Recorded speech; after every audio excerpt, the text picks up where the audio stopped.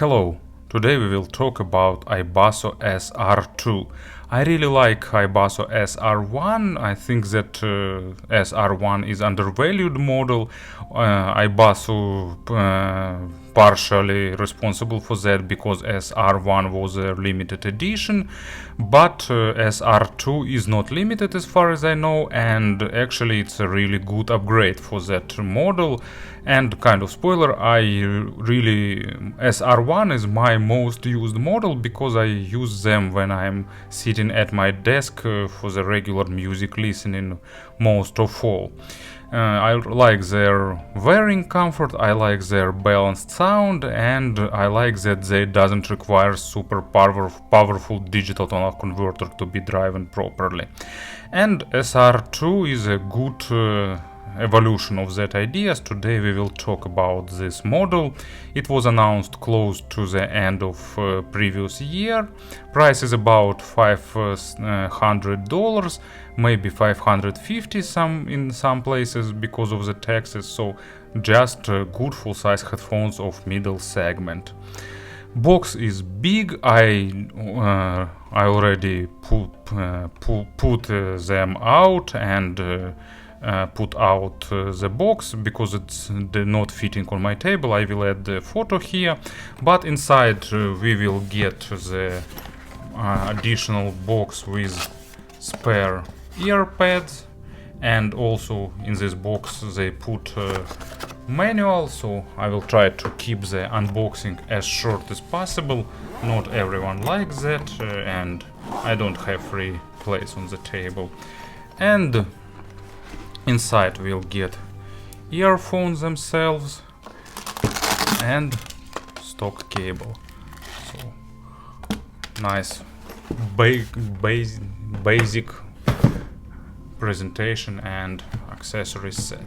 So let's zoom it in a little bit so you will see less of my desktop content now. And in terms of design, it's a more modern, more upgraded version of SR1. And you know what, I miss that SR1, I miss their bulkiness, I miss that unusual circles, I miss them. SR2 is just more modern, more sleek model. Of course it's made mainly of metal, it's more a bit actually it's not more lightweight, weight is about the same, but of course it's rough estimation, I didn't measure weight, but still it's really comfortable and sit really well on the head. So this design was more unique, I think, but this one is more modern and more sleek, more fancy. So what to tell about it? As a headband they use two rods made of metal, and iBasso managed to find a good clamping force, so they hold well on your head, but at the same time doesn't try to squish your brains through your nose. And it's really durable because everything is made of metal. Head pad is self-adjustable, so you just slide it lower and then you put them on and slide to the necessary level. And actually this head pad is made of real leather, imported from Italy, sorry, the wrong pronunciation. So imported from Italy, and you know, it's fun that iBasso spending efforts to do that because they could just get some folks leather from the Chinese market, but they decided that only real leather would provide the proper wearing comfort. And actually it's true, this head pad, head stripe is really comfortable and distribute weight really well. Cups hold system with this forks works really nice. They have 2 degrees of rotation. They can be rotated flat if you need to put them on table or to carry them on neck. Not the most comfortable scenario, but still usable. And you can find the proper angle to be to give you the best possible fit. Earpods are really soft, they are perforated, ears will fit here really nicely, and ears are almost not overheating here because they are semi-open in design. You can see that grill on the outer side. Sound isolation is just average, so it's basically the open back model. It's not the best choice for noisy environment, and in the office probably your colleagues won't like that, but at home for comfortable listening sessions they will be really nice. Stuffing of earpads is super soft with memory effect, really pleasant to touch. So in terms of comfort, in terms of design, you can see that it's a really good model with unique style and look. Stock cable also is improvement over the previous versions. iBasso definitely spent some time finding the better solution for that. So they ditched their MMCX connection and just use regular TRRS connectors. Nice, well-defined click goes to the corresponding ears, blue for left, red is red for right, and in general stock cable is one of the best I've seen in the headphones world. It reminds some IEM cables. It's really soft, zero microphonic effect, really comfortable, and here is the splitter, and after the splitter it goes to the jack. And looking at this connector, you probably won't get that it's just an adapter that can be unscrewed, and here is regular 3.5 millimeters, or you can screw 6.3 millimeter back. And iBasso representative told on Head-Fi that they even have to postpone the production because they didn't like the jack they've used initially, and they have to find this one. And it's another example of how many efforts they spend in perfecting this product, and actually they definitely succeed. And of course about the sound, I gave them about 60 hours of burn-in, and there were not huge but noticeable sound changes during first 40 hours. iBasso used here some good driver with high magnetic power and with silicone suspension, and probably this silicone suspension requires some time to unveil the full potential. So if you decide to get this model, just spend some time burning them in, and after that they will be ready to please you. And let's have some player on the table to provide examples, and today it will be Astel & Kern Ultima. I really like this pairing.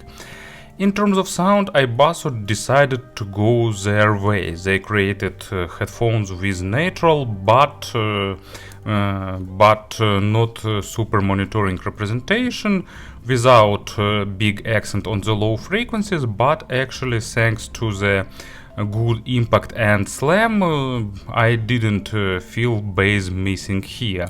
And you know, it's a kind of good illustration that frequency response doesn't tell the whole story, and actually it doesn't tell even like 20% of how headphones sound, because I've seen some measurements of SR1 and SR2 in the internet, but in real life difference isn't corresponding that measurements, and it's not as big as that frequency response chart shows. Anyway, about comparisons we'll talk closer to the end of the video. Low frequencies are not accented, so it's not the model for those who like a lot of bass, but actually they are not lacking low frequencies, at least to my scale. Maybe just a bit of additional accent could be nice, but in general amount of low frequencies here is pretty sufficient. First of all, because the depth is really good, and second, because it has a good impact and it's pretty tightful. Of course, it's not at that level of dry planar magnetic headphones like, I don't know, Hi-Fi Man Sandara, but it's dynamic drivers with more realistic overtones, not as dry as planar sounding sometimes, so it's more natural, more rich, and actually more lush sounding low frequencies with better weight distribution, and in general I find for me such representation sounds more organic and better balanced. It's pretty good with acoustic instruments, with all that small nuances, overtones when it's necessary to show the body of some big wooden or brass instrument. But also with electronic music it's okay. It's not a bass head model, but I'm not a bass head, so for me it's a good amount, and thanks to the tightness and impactfulness, even with electronic music it shows pretty good results. And actually here is an example. It's American Gods soundtrack, second season, track named Shootout, and it's slow with deep bass, not fast, but this headphones suits nicely such music, and also faster tracks sounding pretty good. I thought about using something like Musica Nuda that sounds really good with such headphones, but then I decided that this almost ambient tracks will be a better illustration, because despite not having typical bass hump, they not lacking low frequencies, at least for me. Mids are good. Mids shows the full potential of good dynamic driver headphones. They have a nice amount of emotions, but not overdoing that. They have a really good weight distribution, and at the same time they are balancing between the resolution and naturalness. They have good weight, and they don't go into the nitpicking, they don't go to the dry monitoring sound. You know, it's always kind of compromise. You go to the micro contrast, you're losing weight. You go to weight, you're losing micro contrast, and this model balance everything is really nicely. You will get the exact necessary amount of details without overdoing that. If you like dry and clinical representation, it's not a model for you, but luckily in this segment there are a lot of natural dry planar magnetic headphones. I like dynamic drivers more, I like less focus on the micro contrast, and for me ditching a bit of that micro detail highlighting for the sake of additional weight is always a good deal. And they're not giving too much weight, so they're balancing really well here. So vocals are silky smooth and instruments have a good body. And imaginary stage is above average. It's not the hugest, not the most spacious one, maybe because they are not fully open. In terms of acoustic treatment, they more close to semi-open. But of course it's kind of artificial segmentation, so headphones can be either closed or open, but this one should be considered as open, but there is some damping on the outer side of the cups, so sometimes such design is called semi-open. This means a bit better sound isolation, of course, comparing with fully open models. But at the same time the stage is not the huge, but still above average and with really good depth layering and separation. And as an example for the mid frequencies, I've got one of my most favorite tracks that I really like. It's the great band and one of the greatest music masterpieces ever created. It's Camel, the Snow Goose, just beautiful instrumental album telling the sad story, and actually they succeed to tell the whole story absolutely without saying single word. Beautiful tunes, skillfully played, properly recorded, and played by the really technical and well balanced headphones, just dipping you into this atmosphere and giving huge shivers. And treble has a nice extension, it's a bit accented but not sounding sharp, not sounding piercing.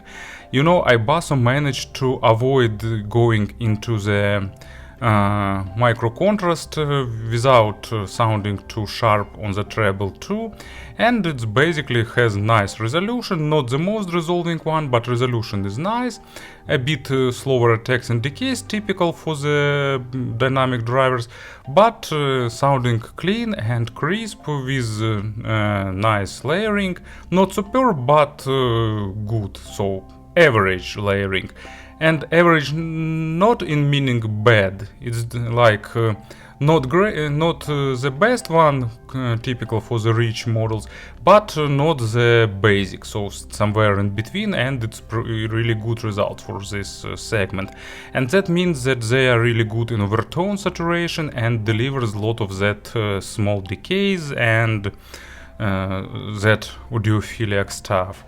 And example for the treble, it's Hoff Ensemble, Polarity, great music for such wind howling behind the window. It's just instrumental music, not fast, but recorded really superbly. You can see that I got it in MQA, and that that's the example when the quality of recording itself makes music even more interesting, and that's the Hoff Ensemble, that's why I like it. And that means, of course, really demanding tune. It means that this tune is really demanding for the quality of headphones and player, and especially in the treble area, because that instruments have a lot of overtones going to the high area, and iBasso plays this part really nicely, so they pass this test with brilliant colors. Speaking about the pairing, they don't require something super powerful, but of course a good player would be a plus for them. They are really great with DX220. Unfortunately, I didn't get DX300 yet, hope I will get it in some near future, but anyway. But other dubs are playing also good with them.